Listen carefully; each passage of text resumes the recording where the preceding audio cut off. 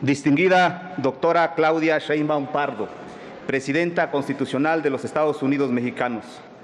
Diputado Sergio Gutiérrez Luna, Presidente de la Honorable Cámara de Diputados. Senadora Laura Itzel Castillo, Presidenta de la Honorable Cámara de Senadores. Distinguidos ministros y ministras de la Suprema Corte de Justicia de la Nación. Ministra Lenia Batres Guadarrama. Ministra Yasmín Esquivel Moza. Ministro Irving Espinosa Betanzo. Ministro Giovanni Azael Figueroa Mejía. Ministro Arístides Rodrigo Guerrero García. Ministra Sara Irene Herrería Guerra. Ministra Loreta Ortiz Alf. Ministra Estela Ríos González.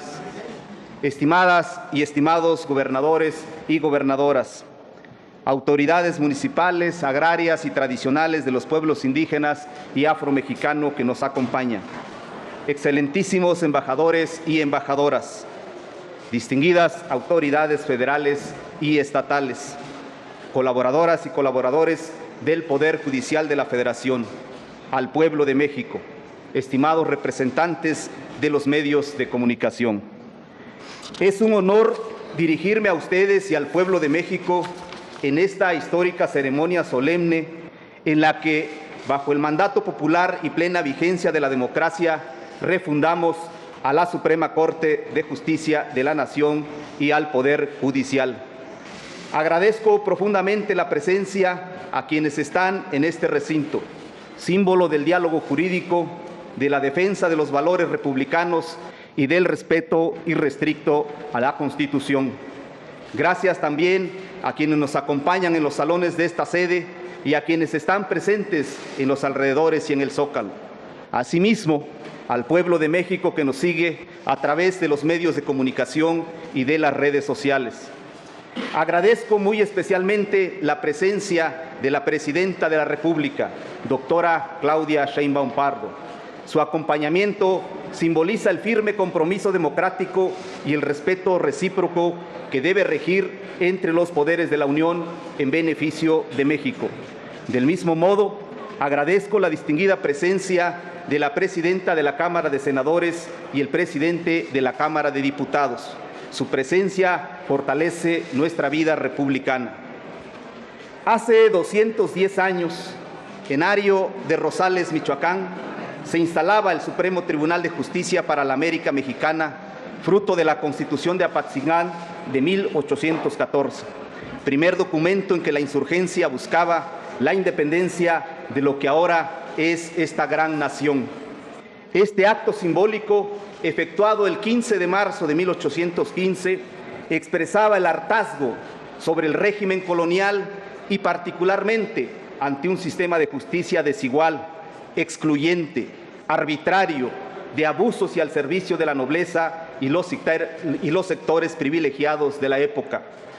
210 años después, el mismo hartazgo ha llevado a la refundación que hoy estamos viviendo, en el que ponemos los cimientos del cambio total y, desde luego, la apuesta de una justicia real y verdadera. A finales de la colonia, los juzgadores se habían constituido en una clase social que reclamaba honores y prebendas. Eran personas que exigían ser llamados su merced, su señoría. Además, tenían canonjías y privilegios económicos. En la actual etapa histórica de México ocurrió una situación similar en los órganos jurisdiccionales, donde tampoco pudo autorregularse ni sanearse, por lo que fue necesaria la reforma judicial para aspirar a un cambio profundo, real y verdadero. Por eso es posible hablar de la refundación del Poder Judicial. Como al final de la colonia, hoy el cambio se nutre con el deseo de poner fin a las injusticias. En aquella época, la voz de José María Morelos y Pavón surgió fuerte, claro y visionario.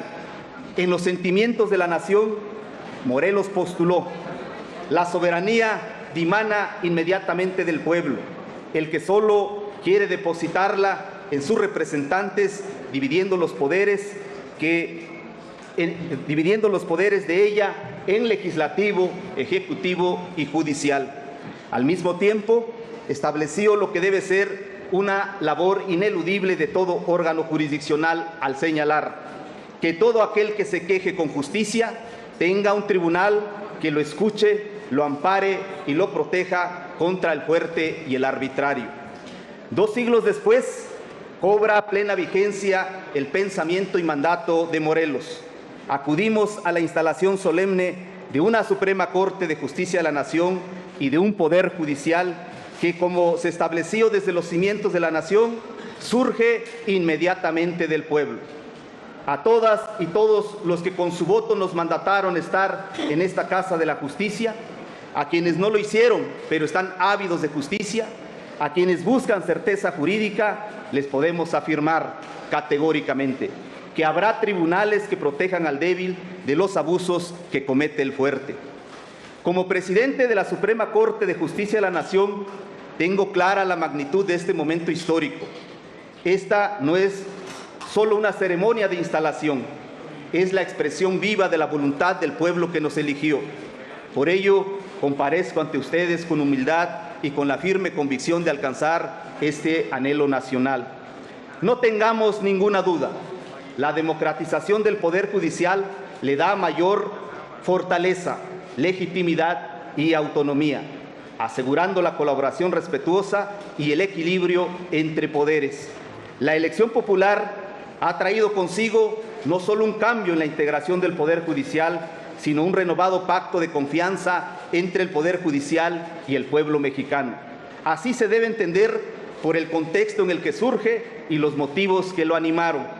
Se trata de pasar de una justicia de puertas cerradas, elitista, lenta y excluyente, a una de puertas abiertas, accesible, cercana al pueblo, plural, transparente, eficiente y sin privilegios.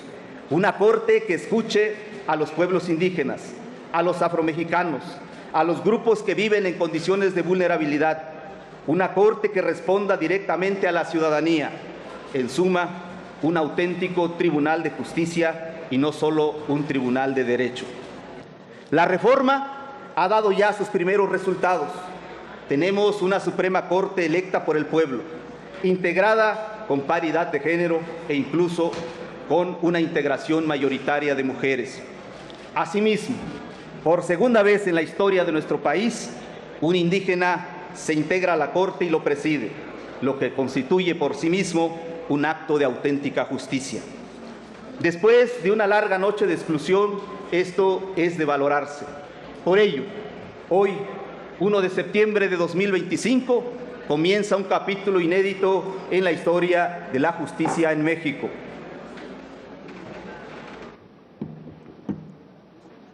Este momento no borra el pasado, lo honra. Somos herederos de casi 2 siglos de historia judicial, de las luchas de Juárez, de la fuerza de la revolución, de la apertura a los derechos humanos en el siglo XXI. Como en 1824, reafirmamos el compromiso con la división de poderes y el respeto al pueblo. Como en 1857, nos comprometemos con el federalismo, el respeto a la ley y a la Constitución. Como en 1917, respondemos a la demanda de justicia social. Hoy inauguramos una nueva etapa. La historia de nuestra nación recordará que en el año 2025 ocurrió un hecho sin precedentes. La Suprema Corte de Justicia de la Nación dejó de ser una institución distante, integrada en los pasillos del poder, para convertirse en una corte que surge directamente de la voluntad del pueblo. Por primera vez en la época contemporánea, ministros y ministras no fuimos designados desde arriba, fuimos elegidos en las urnas con el voto libre y consciente de millones de mexicanos.